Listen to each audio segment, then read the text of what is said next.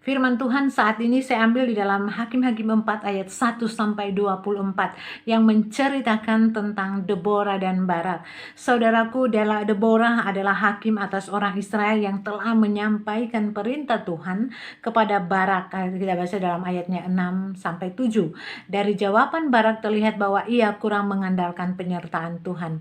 Merasa lebih mantap kalau Deborah ikut serta, ayatnya yang ke-8. Dan dalam ayatnya yang ke-9 dijelaskan nubuat Deborah ternyata kelak digenapi. Nah, ayatnya yang ke-22 dikatakan bahwa penyertaan Tuhan memang tak dapat dilihat dengan mata jasmani. Itu dihayati dengan iman. Dengan iman seseorang percaya akan penyertaan Tuhan. Iman yang demikian akan melihat fakta penyertaan Tuhan. Karena penyertaan Tuhan itu, karena ragu-ragu, Barak tidak menerima kehormatan sebab Tuhan menyerahkan Sisera ke dalam tangan Yael istri Heber. Di Alkitab dijelaskan ya. Jadi saudaraku, Sisera yang melarikan diri kalut dan bingung. Seluruh tentaranya tewas oleh mata pedang. Tuhan menyerahkan dia kepada Yael sehingga di kemah Yael ia dapat tidur nyenyak. Di situ dijelaskan ya, kalau kita baca dalam firman Tuhan tadi, untuk sementara seolah ia berhasil luput dari pengejaran. Saudaraku, di sini dijelaskan bagaimana. Namun di sini dikatakan bahwa namun cara Tuhan untuk memberikan kemenangan kepada umatnya di sini luar perhitungan. Karena saudaraku, unik dan menakjubkan, cara Tuhan kan luar biasa, kita nggak tahu. Jadi ternyata Deborah dan istri Heber, dua perempuan yang berani bertindak dalam Tuhan, menjadi pahlawan. Di sini dijelaskan juga bahwa kebiasaan menilai orang dari jenis kelaminannya tidak benar bila kita memperhitungkan bahwa Tuhan berkuasa membuat mereka melakukan hal-hal yang besar. Luar biasa ya. Saudaraku, Tuhan bekerja menolong umatnya secara unik dalam firman itu. Secara ya kita nggak tahu, cara Tuhan memang unik dan luar biasa. Ia bisa memakai pahlawan perkasa tetapi juga orang biasa untuk dipakai mencapai maksud Tuhan. Kita nggak tahu cara Tuhan. Orang biasa pun kalau Tuhan memang sudah mau pakai, pasti akan dipakai Tuhan. Tuhan bisa memakai peperangan biasa ataupun strategi tipu daya ala Ehud juga lewat peristiwa yang sepintas tidak masuk akal. Saudaraku, Tuhan memakai Deborah yang saat itu menjadi hakim dan sekaligus ibu bagi orang Israel yang datang mencari pertolongan. Bisa baca di dalam Hakim-Hakim 5 ayat 7. Sebagai pemimpin rohani bagi umatnya, ia peka akan hati Allah. Ia tahu persis waktu pembebasan. Tuhan akan segera tiba. Ia sadar bahwa sebagai wanita, ia memiliki keterbatasan dalam hal kemampuan perang. Namun saudaraku, luar biasa. Ia tahu siapa yang tepat untuk memimpin perang. Maka ia memanggil Barak. Dalam ayatnya yang ke-6 sampai 7 ya. Sebaliknya di sini dijelaskan bahwa Barak ternyata tidak berani maju tanpa dukungan Deborah, ayatnya yang ke-8. Apakah ketidakberanian Barak maju sesuai dengan sendiri semata kerendahan hatinya, menghormati Deborah yang lebih berkarisma, ataukah karena ia kurang beriman? Pertanyaannya ya. Yang jelas kalau kita baca di dalam firman Tuhan bahwa sikap Barak seperti itu membuat kehormatan dalam memenangkan perang akan jatuh ke tangan seorang wanita. Ayo coba baca ayatnya yang ke-9. Benar saja Tuhan memakai duet Deborah Barak untuk membuat tentara Yabin kocar kacir. Di sini kita bisa baca semua di dalam firman Tuhan. Yang sangat tidak terduga, kemenangan yang menuntaskan peperangan itu justru datang dari seorang ibu rumah tangga sederhana, yaitu Yael istri Heber orang Keni. Saudaraku, Barak sebenarnya telah menerima perintah Tuhan untuk bergerak baju melawan Sisera, panglima Kanaan. Tuhan pun sudah memberikan jaminan bahwa Barak akan mengalahkan Sisera. Kita boleh baca di dalam ayatnya yang ke-6 sampai 7. Namun di sini dijelaskan mesti ada jaminan Tuhan. Barak tidak percaya diri.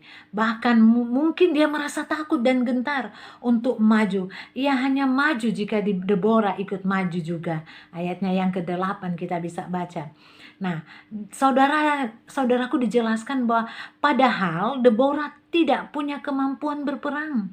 Ia adalah istri, ayatnya yang keempat, ibu Hakim-Hakim 5 ayat 7, dan nabi, ayatnya yang keempat kita baca ya di dalam Alkitab. Nah saudaraku, apa yang sesungguhnya ditakutkan oleh Barak? Firman Tuhan berkata, mungkin karena Israel telah berada di bawah penindasan Kanaan selama 20 tahun. Atau karena Kanaan punya pasukan perang. Namun apapun yang ditakutkan oleh Barak, Deborah akan menemani Barak. Namun Deborah mengingatkan bahwa peperangan itu justru akan membuat nama Deborah besar dan harum karena kemenangan yang akan mereka terima. Saudaraku, kalau kita melihat kisah Barak, mungkin tampaknya Barak bukan seorang laki-laki yang beriman raksasa. Namun nama Barak kita temukan dalam Ibrani pasalnya yang 11 ke-11 yang berisi daftar saksi-saksi iman. Dan apakah lagi yang harus aku sebut? Sebab aku akan kekurangan waktu apabila aku hendak menceritakan tentang Gideon, Barak, Simon, Yefta, Daud, dan Samuel, dan para nabi. Itu kalau kita bisa baca di rumah sebanyak Ibrani 11 ayatnya yang ke-32. Maka saudaraku, maka kita bisa melihat bahwa meski iman Barak hanya sebiji sesawi dan ia masih membutuhkan orang lain, dalam hal ini tentu Deborah ya dalam firman Tuhan yang kita baca, untuk memantapkan imannya, tetapi iman itu diarahkan pada pribadi yang benar, yaitu Allah sendiri, dan nyata kemudian seluruh tentara musuh habis binasa. Baca dalam ayatnya yang ke-15. Hingga saudaraku dijelaskan di firman Tuhan bahwa hingga tinggal Sisera sang panglima yang hidup. Ia pun kemudian mati oleh Yael yang rumahnya dijadikan tempat pengungsian oleh Sisera. Saudaraku, kalau kita baca dalam firman ini, di balik kemenangan Israel atas Yabin dan panglimanya Sisera, kita tahu bahwa Tuhan yang berkarya. Baca ayatnya yang ke-15. Di situ dijelaskan bahwa Deborah yang peka, Barak yang bimbang, maupun Yael yang tidak pernah bermimpi akan terlibat, merupakan alat-alat yang maha kuasa. Kalau kita baca, kita simpulkan, saat mereka peka pimpinan yang maha kuasa, pimpinan Tuhan, mereka peka dan bersedia untuk dia pakai, maka kemenangan pun tidak lagi mustahil. Saudaraku, biasanya Laskar Kristus terdiri dari orang-orang yang tidak sempurna, orang yang sederhana. Kita bisa lihat murid-murid Tuhan Yesus penuh kelembutan yang dipakai Tuhan ya. Dan kita bisa lihat juga orang-orang sederhana saat ini yang kalau kita lihat penuh dengan kesederhanaan. Katakanlah mereka bukan sekolah-sekolah yang tinggi teologi dan sebagainya. Tapi kalau kita melihat Laskar Kristus biasanya terdiri dari orang-orang yang tidak sempurna. Sederhana, penuh dengan kelemahan, bahkan sering pula kurang beriman. Bahkan namun saudara, kalau kita membaca tentang firman kita pada saat ini, kemenangan melawan musuh bukan ditentukan oleh siapa orang-orangnya, melainkan siapa panglimanya. Saudaraku, bila biasanya khotbah dan renungan yang didasarkan atas teks atau pasal ini membicarakan kiprah Deborah, maka peranan Barak juga tidak kalah penting. Memang ia biasanya dijadikan tokoh nomor 2 dalam kisah ini, kalau kita baca di sini, kalau kita baca one by one. Namun saudaraku, perannya juga patut dicatat dan kita hargai. Saudaraku, memang kalau tidak semua orang memiliki iman yang luar biasa, tetapi itu bukan hambatan untuk maju. Yang penting jangan duduk berpangku tangan, melainkan bergerak maju, seraya mengarahkan iman kepada Allah yang perkasa dan maha kuasa. firman Tuhan kita mengingatkan kepada kita, ketika Tuhan memberitakan pesan Tuhan untuk melakukan kehendak Tuhan, dan kita harus mempunyai iman dan percaya. Walaupun katakanlah kita hanya orang biasa, tapi ketika Tuhan memanggil kita untuk menyampaikan kehendak Tuhan kepada siapa saja, baik itu dalam pekerjaan kita, baik itu dalam pelayanan kita, bahkan dalam keluarga kita, kita harus berani berkata bahwa kita nggak usah takut, karena ketika kita mempunyai iman dan percaya, dikatakan Barak hanya mempunyai iman biji sesawi, tapi itu adalah bagian dia dalam cerita tadi ini, bahwa dia juga ambil alih.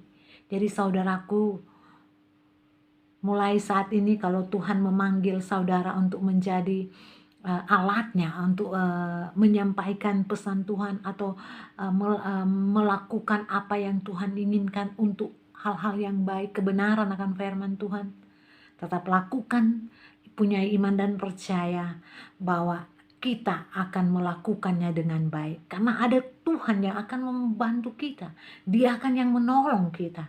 Oleh sebab itu saudaraku, tetap semangat, apapun yang Tuhan perintahkan kepada kita, lakukan, karena Dia akan membantu kita, Dia akan memberikan jalan keluar apapun yang kita alami saat ini.